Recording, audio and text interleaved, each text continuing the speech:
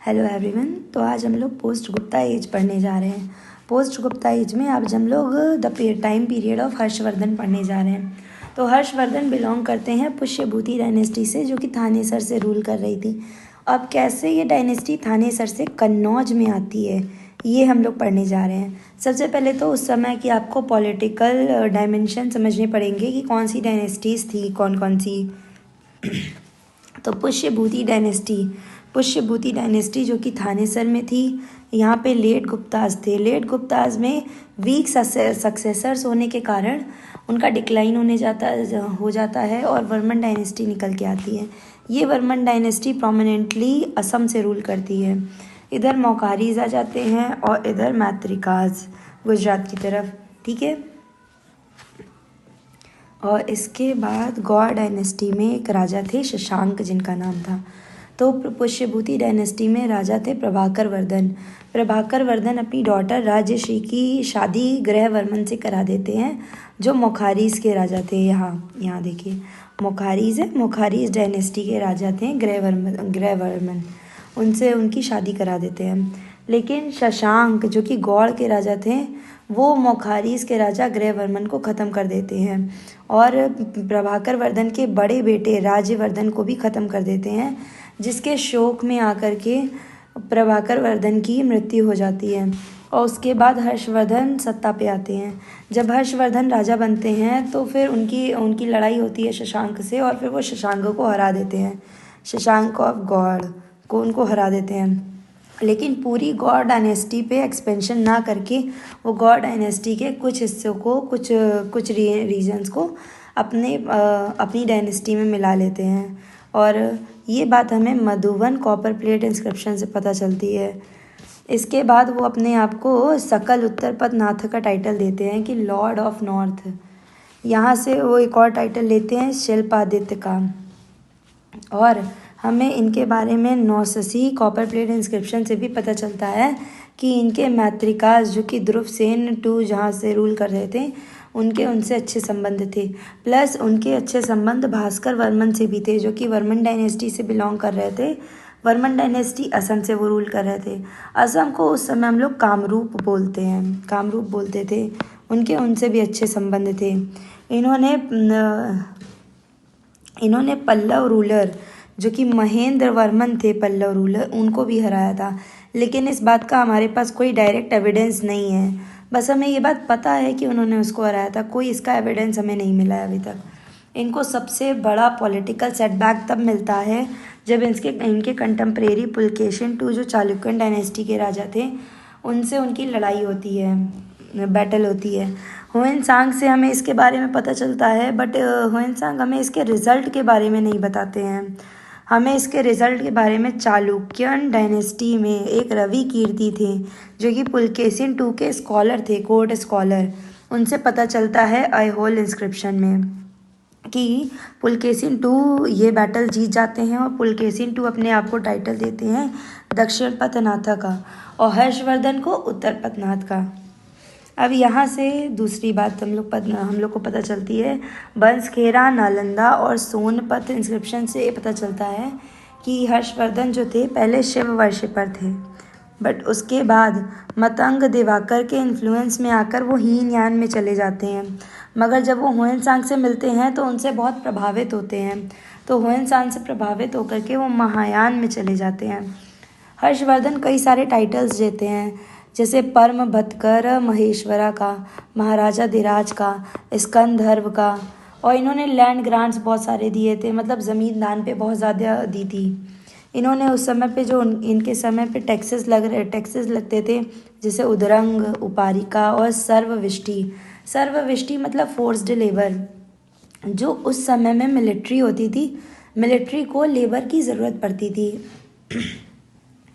तो जब मिलिट्री कहीं पे कैंप कर रही है, तो जो उनको लेबर की ज़रूरत पड़ रही है, तो आसपास के गांव से वो लेबर का वर्क कराती थी, लेकिन उसके कोई पैसे नहीं देती थी। इसको हम लोग बोलते हैं सर्वविष्टि, फोर्स्ड लेबर। इसके उन लेबर्स को कोई पैसे नहीं मिलते थे, इसलिए ये फोर्स्ड लेबर कहलाता है। उपारिका मतलब एक्स्ट्रा टैक्सेस। उदरंग मतलब होता है पुलिस और वाटर टैक्स, जो उस समय पे लगता था। हर्षवर्धन खुद में भी एक ग्रेट पर्सनालिटी थे। उन्होंने कई सारी बुक्स लिखी थी। उनको फ्लूट प्लेयर मतलब वो फ्लूट बजाना आता था। उनकी कैलीग्राफिक स्किल्स बहुत अच्छी थी। ये बात हमें बंसखेरा और मधुबन इंस्क्रिप्शन से पता चलती है उनकी कैलीग्राफिक स्किल्स के बारे में।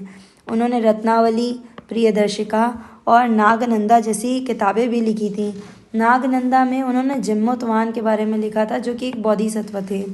इनके टाइम में स्कॉलर्स थे, जैसे बाणभट्ट थे, मयूरा थे, भरत रुहारी थे, मृतंग दिवाकर थे। बाणभट्ट ने बुक लिखी थी हर्षचरिता, कदाम्बरी और पार्वती परिणय। मयूर ने मयूर शतक लिखी थी और भरत रुहारी ने वपत पादिया लिखी थी।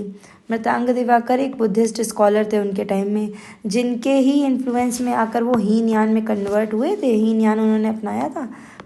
ये वही बुद्धिस्ट स्कॉलर थे।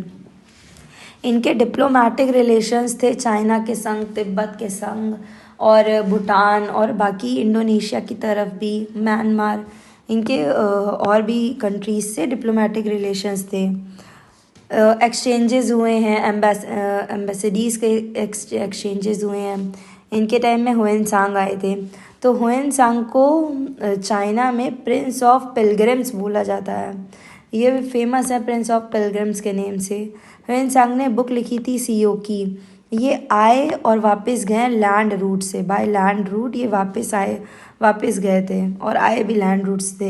इन्होंने बताया कि इंडिया में उस समय टॉलरेंट सोसाइटी थी, मीन्स सभी धर्मों को हम लोग इक्वली ट्रीट करते थे। उस समय वर्ण सिस्टम रिजिड हो चुका था, सती प्रथा प्रेवेलेंट हो चुकी थी, डाउरी सिस्टम था और राजा की जो इनकम थी उन्होंने उसको 4 हिस्सों में डिवाइड करा था। जैसे 1/4 जो है वो एज अ रूटीन एडमिनिस्ट्रेशन में यूज़ होती है, 1/4 चैरिटी में यूज़ होती है, जो रिलीजियस पर्पसेस से चैरिटी दी जाती है उसमें, 1/4 स्कॉलर्स की फ़ीस और 1/4 गवर्नमेंट ऑफिसर्स जो होते थे उस समय पे उनको सैलरीज़ में यूज़ होती थी। हर्षवर्धन जब हुएनसांग से मिले थे और उनसे प्रभावित हुए थे तो उसके बाद उन्होंने कन्नौज असेंबली करी थी। ये कन्नौज असेंबली 23 दिन तक चली थी।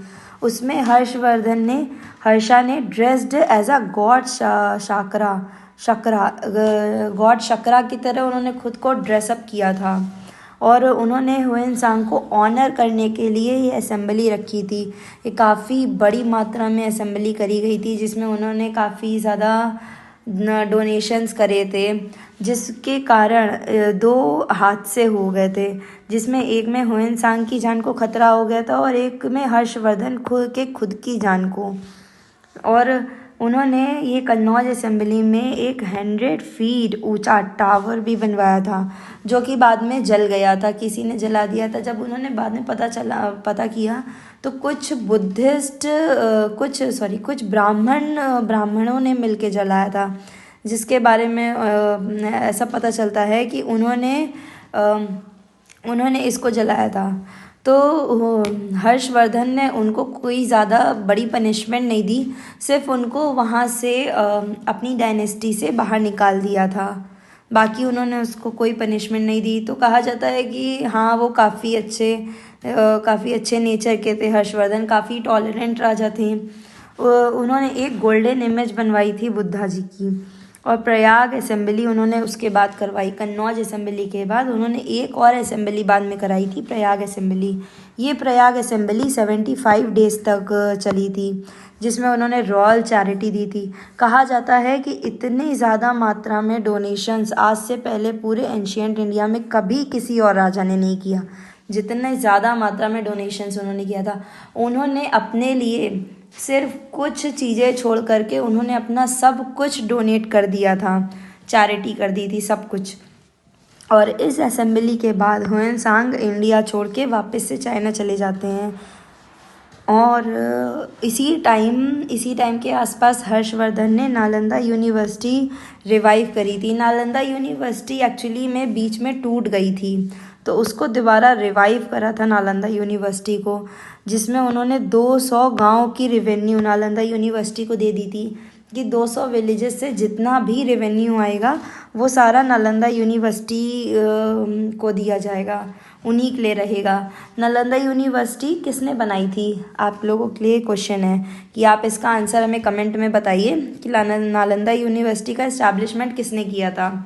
ओके, हर्षवर्धन। उसके बाद 647 CE में उनकी मृत्यु हो जाती है और ये हर्षवर्धन का रेन यहाँ से ख़त्म हो जाता है, हर्षवर्धन का टाइम पीरियड। हर्षवर्धन के बाद वापस से छोटी छोटी जो डायनेस्टीज़ थी, जो उनके सामंत थे, फ्यूडलिज्म, फ्यूडल लॉर्ड्स जो थे वो सब निकल के आते हैं, डायनेस्टीज़ वहाँ से निकल के आती हैं। और फिर उसके बाद एक यहाँ एक वेस्ट की तरफ सिंध डायनेस्टी निकल के आती है और सिंध डायनेस्टी को 712 के आसपास अरब इन्वेजन होता है। तो अरब इन्वेजन उसी समय पे होता है। कश्मीर में कारकोटा डायनेस्टी निकल के आ चुकी होती है। पल्लवास का डिक्लाइन शुरू हो जाता है। चालुक्यास डायनेस्टी यहाँ होती है। तो ये था पूरा हर्षवर्धन का के बारे में। अगर आपको वीडियो अच्छी लगी हो तो please do like share and subscribe to my channel. और हाँ, आंसर देना मत भूलिएगा कि नालंदा यूनिवर्सिटी की स्थापना किसने करी थी। Okay, thank you everyone.